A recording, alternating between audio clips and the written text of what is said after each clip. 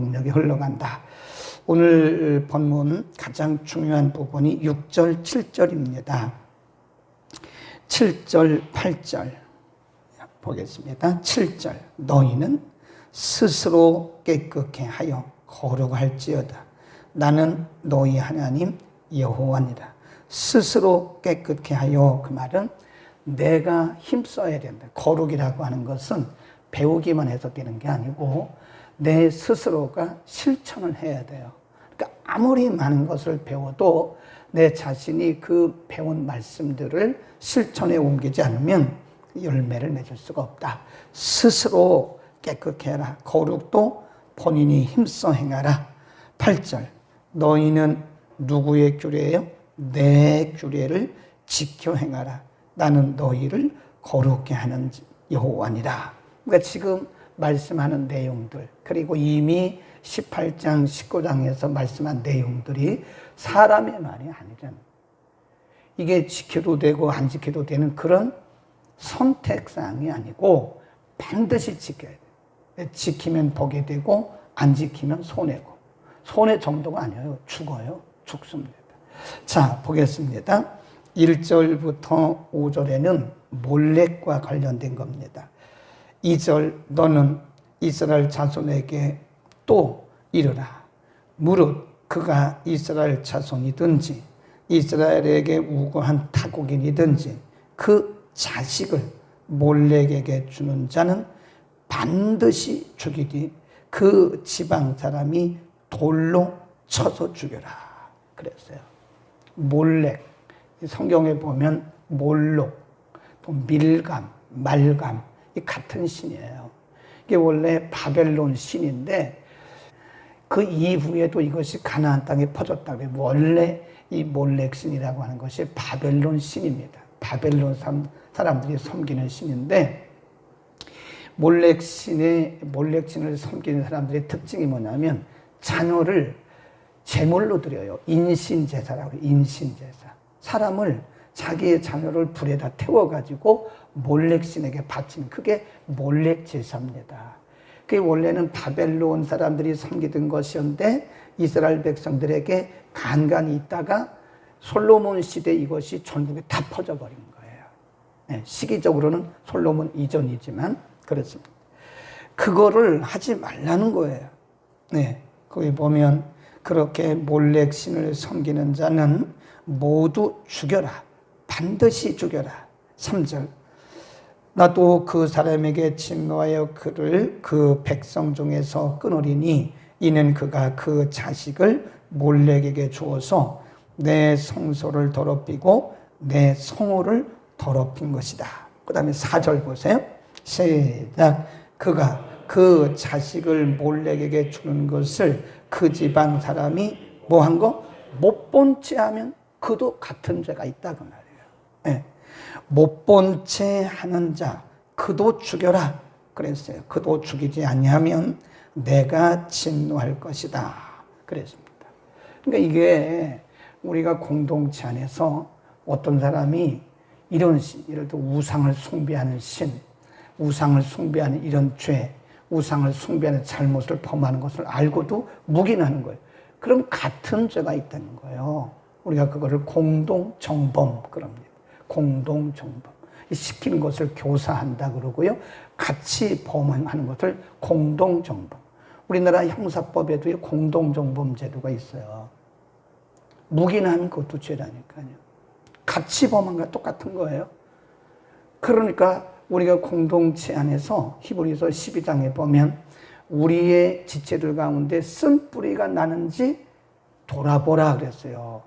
그러니까 나만 신앙생활 잘한다고 되는 게 아닙니다.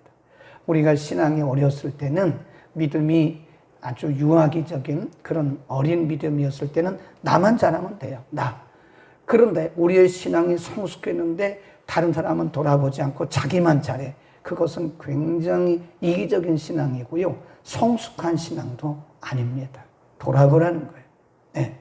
그래서 지금 다른 사람이 자기의 자녀를 인신제사로 몰렉신에게 드린 것을 보고도 가만히 있어. 그러면 하나님이 똑같이 취급해서 다 처리하겠다. 그런 말씀입니다.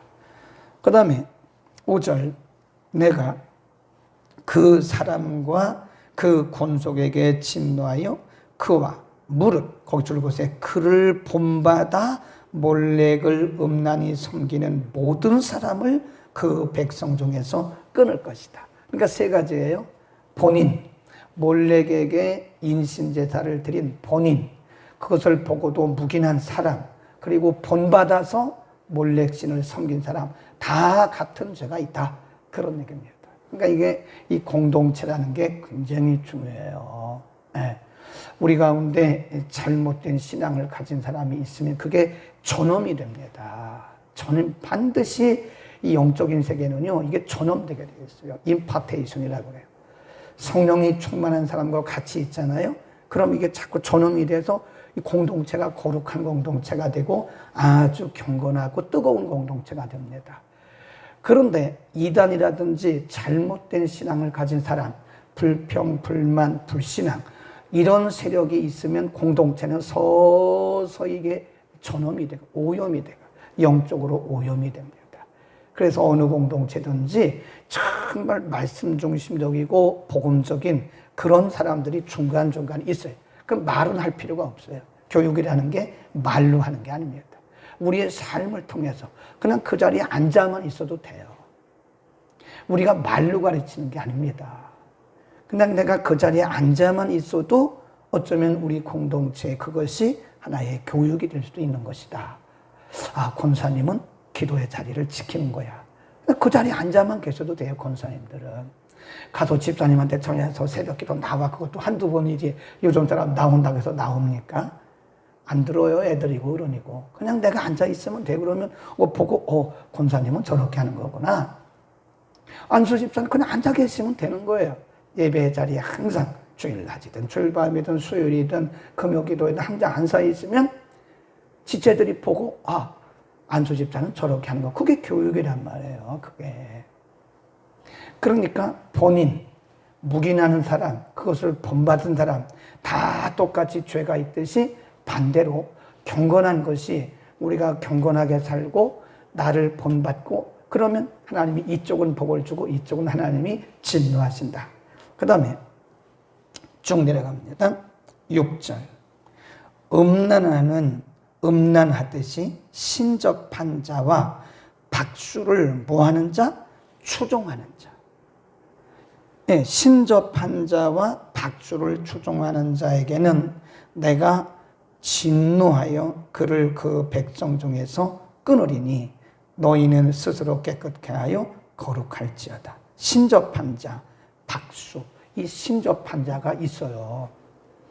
이게 지금 모세 시대에 기록한 거잖아요. 이 모세오경이 주전 1450년경에 기록된 거예요. 예수님이 오신 것이 지금 주후 2022년이잖아요. 그때로부터 다시 또 1400년을 가보세요. 그 보통 4000년, 5000년 전에도 이런 사람이 있었다는 거예요. 신접한 자. 신접한 자를 뭐라고 그러냐? 영매자라고 그래요. 영매자. 귀신 들린 자. 귀신 들렸단 말도 좀 이상한데 어쨌든 귀신 들렸으니까 하는 거죠. 귀신에게 말소리를 듣는 자. 네. 히틀러가 전 세계적으로 어마어마한 사람, 특별히 유태인들을 수백만 명을 학살한 사람, 히틀러. 근데 히틀러를 모셨던 사람이 나중에 양심 고백을 했어요. 히틀러를 이렇게 쭉 히틀러와 함께 차를 타고 다니다 보면 히틀러가 이렇게 말했대요. 내 귀에 누군가가 속삭인다. 그런 말을 했다는 거예요. 그 귀신이죠. 정상적인 사람이 사람을 그렇게 학살합니까? 그렇게 죽이냐고요. 히틀러를 모셨던 사람이 나중에 양심 고백을 해서 내 귀에 누군가가 속삭이고 있다. 네. 자꾸 쏴라, 죽여라, 정복해라. 이런 말로 속삭인다는 그 귀신의 역사예요. 근데 이게 벌써 4000년, 5000년 전에도요, 영매자가 있어요. 영매자란 말은 귀신의 소리를 듣는 자를 영매자라고 해요. 무당들은 그 영매자예요. 신접한 자예요. 틀림없이 무당들은 신접. 그게 자기 정신 아닙니다. 무당은 분명히 귀신의 소리를 듣는. 제가 항상 얘기하잖아요. 귀에서 들리는 건 위험하다고 그러잖아요. 성령은 귀로 말씀하지 않아요. 성령은 우리의 양심에 말씀합니다. 혹시 여러분 가운데 귀에서 뭔 소리를 듣는다면 빨리 오셔서 안수기도 받으세요. 그거 빨리 정리하지 않으면 큰일 납니다. 나는 성경을 얘기하는데요. 귀신이 얼마나 성경 얘기 잘하는데요. 속이는데 충만한 거예요. 분별을 하라네요. 분별을. 그러니까 그런 사람들은 백성 중에서 죽이라는 거예요. 다 없애라는 거예요. 영매자, 신접한 자, 박수, 무당 이런 사람들을 죽이라. 왜 그러죠? 영적 질서를 흩트는 거예요. 오늘날 말하면 사이비 이단을 따르는 사람은 반드시 교회에서 처단해야 돼요. 잘 가르쳐서 예수님 말씀대로 1차, 2차, 3차 경고해야죠. 처음에는 개인적으로 경고하고 두 번째는 증인들을 데리고 가고 세 번째는 교회 경고해야 돼요. 그거를 상처받게 교회에게 성경적인 원리입니다. 그게 처음에는 개인적으로 말하고 두 번째는 증인 데리고 가고 세 번째는 교회적으로 공개적으로 말해야 돼요. 그래도 안 들어요? 그럼 출교시켜요. 출교. 교회에서 내쫓고 이방인처럼 여기라 그랬어요. 안 들으면 이방인처럼 여겨라. 빠지면 우리 공동체가 병들기 때문에 그런 거예요. 여러분 하나가 잘못되잖아요. 이단에게 들어가가지고 하나가 잘못되면 그 사람이 와가지고 쫙 퍼뜨려요. 불평, 불만하지, 이상한 얘기하지. 이것이 금방 퍼져요. 한국 민족은요, 좋은 점이 많은데 안 좋은 점이 뭐냐면 단점 중에 하나가 좋은 말은 더디 들어요. 근데 안 좋은 말은 빨리 들어요. 흡수가 빨라요. 그거 희한합니다. 우리나라 사람들은 좋은 말은 천천히 들어요. 흡수가 늦어요. 네. 그런데 안 좋은 말, 불평, 불만, 불신앙 이런 것들은요, 이런 말을 하면 흡수가 쫙 돼버립니다. 금방 퍼져요. 그럼 교회가 병드는 거예요. 그래서 우리는 서로가 돌아보되 이렇게 성경이 영혼을 사랑하시고 생명을 사랑하시는 하나님께서 왜 신접한 자, 박수 이런 사람들을 백성 중에서 죽이라고 말했냐? 바로 공동체의 순수한 하나님 중심적인 오늘로 말하면 복음적인 신앙을 흐려놓기 때문에 그런 거예요. 박수를 반드시 죽여라 그런 말씀을 하고요. 쭉 내려가 보면 10절, 9절 무릇 그 아비나 오민을 저주하는 자는 반드시 죽일지니 그가 그 아비나 오미를 저주하였은즉 피가 누구에게로 돌아간다고요? 자기에게로 돌아간다. 이게 무슨 얘기인지 잘 보셔야 돼요. 거기 또 보세요. 10절. 누구든지 남의 아내와 간음한 자 곧 그 이웃의 아내와 간음하는 자는 그 간부와 음부를 반드시 죽여라. 11절부터 16절까지인데 쭉 여기는 18장에서 말씀한 내용입니다. 11절 누구든지 계모와 동침하는 자는 죽여라. 그 맨 밑에 그 피가 자기에게로 돌아가리라. 12절 자부와 동침하는 다 죽여라. 그 피가 자기에게로 돌아가리라. 13절 여인과 교합하던 남자와 교합하면 가정한 일이니 그 피가 자기에게로 돌아가리라. 14절 아내와 장모를 아울러 취하면 죽여라. 그 피가 자기에게 돌아가리라. 이런 표현이 계속 나와요. 이게 무슨 말씀인지 아세요? 하나님의 말씀을 거스르면 그 피가 본인에게로 돌아간다. 그 말은 본인이 책임져야 돼요. 그러니까 죄는 반드시 대가를 치러요. 죄가 무서운 겁니다. 하나님이 용서하셨는데요.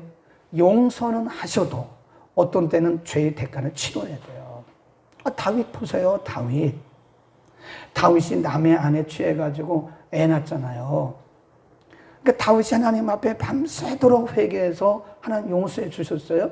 그 죄는 용서해 주셨어요. 근데 그 아들이 죽잖아요. 그리고 그때부터 그의 가정에 혼돈된 일이 일어나잖아요. 그때부터 압살롬이 아버지를 반역하고 막 이러는 거예요. 그러니까 죄는 무섭다는 걸 반드시 알아야 됩니다. 이 죄는 지체 나가야 돼요. 죄는 그 피가 오늘날 구약처럼 오늘날도 피가 자기에게 돌아가는 건 아니지만 그 죄의 대가는 반드시라고 하는 것은 아니지만 어떤 경우에는 그 죄의 대가를 치러야 돼요. 그러니까 죄는 무서운 거예요. 이 죄를 여러분 생각하면 안 됩니다. 너무 쉽게 생각하면 안 돼. 아이고 뭐 회개하면 되지. 회개하면 용서는 해주신다니까요. 근데 어떤 경우에는 그 죄의 대가를 치러야 돼요. 그러니까 그 피가 자기에게로 돌아간다. 그 피가 자기에게로 돌아간다. 얼마나 무서운지 몰라요. 크리스찬들 중에 같은 일을 반복하는 사람들이 있어요. 죄 짓고 회개하고 또 죄 짓고, 죄 짓고 회개하고 또 죄 짓고, 죄 짓고 회개하고 또 짓고. 이거는 하나님 기뻐하지 않으세요. 그러니까 모든 죄가 다 대가를 치르는 건 아니지만 어떤 경우에는 제가 경험상 이렇게 보면요. 어떤 경우에는 그 죄의 대가를 치릅니다. 용서는 받아요. 다윗의 경우를 봐도 그렇습니다. 죄의 용서는 받는데 그 죄의 열매는 남아있는 경우가 간혹 있는 걸 봐요. 그러니까 죄는 무서운 거야, 안 무서운 거예요? 무서운 겁니다. 죄는 무서운 거다. 꼭 기억하시기 바랍니다. 기도하겠습니다. 거룩하신 우리 아버지, 오늘 20장 1절에서 16절의 말씀을 통해서 우리가 어떻게 거룩한 삶을 살고 어떻게 구별된 삶을 살아야 될지를 상고했습니다. 나는 거룩하니 너희도 거룩하라고 말씀하시고 너희는 나의 모든 규례와 법도를 지켜 행하라고 말씀했습니다. 하나님의 말씀이 곧 생명인 것을 분명히 알게 하시고 우리 자신이 먼저 말씀에 바로 서서 많은 사람들에게 말씀을 흘려보내고 말씀에 영향력을 끼치도록 은혜를 베풀어 주옵소서. 나만 열심히 기도하고 나만 열심히 믿음 생활한다고 되는 것이 아니라 우리 주변을 돌아보라고 말씀하신 주님, 우리 가운데 쓴 뿌리가 나서 괴롭게 하는 자가 있는지 보라고 히브리서 기자를 통해서도 가르쳐 주셨습니다. 이제 우리의 눈을 열어 우리의 머리를 들어 주변 우리의 지체들을 보고 기도하고 혹은 우리가 말씀을 흘려보냄으로써 건강하고 거룩한 믿음의 말씀의 공동체를 이루게 하옵소서. 이 어려운 시대에, 혼돈된 시대에, 무질서한 시대에, 이단 사이비가 난무하는 시대에 내 자신이 정신 차리고 말씀 가운데 서지 아니하면 나로 말미암아 많은 사람들에게 쓴뿌리 역할을 할 수도 있음을 알고 언제나 말씀 가운데서는 우리 모든 성도들이 되게 하여 주옵소서. 우리 사랑교회 공동체가 우리 주님 오시는 그날까지 지금처럼 건강하고 건전하고 말씀 중심의 교회가 되어서 하나님 많은 사람들에게 영향력을 끼치고 말씀을 흘려보낼 수 있도록 은혜와 복을 내려 주옵소서. 예수 그리스도의 이름으로 기도드립니다.